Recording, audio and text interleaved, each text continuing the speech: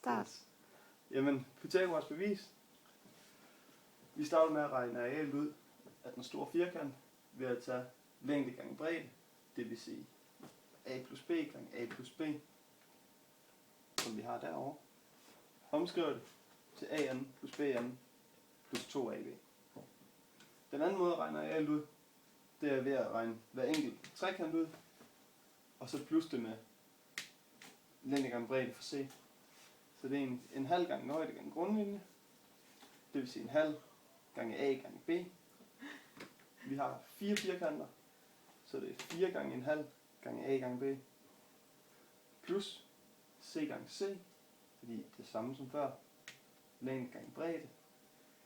Omskriver det igen, så har vi 2ab plus c anden. Vi sammenligner de to, sådan så vi kommer til at stå nedenunder, der kommer til at stå a anden plus b anden plus 2ab er lige med 2ab plus c anden. Vi fjerner de 2ab, fordi de går op med hinanden, og så har vi Pythagoras sætning tilbage. Pythagoras bevis, det virker kun i en retvinklet trekant, og for at bevise, at vores vinkel hernede, den er 90 grader, så stiller vi det op heroppe, hvor der er et vinkelsum i en trekant, den er altid lige med 180 grader. Vi ved, at a plus b plus c er lige med 180 grader, det har vi på vores trekant.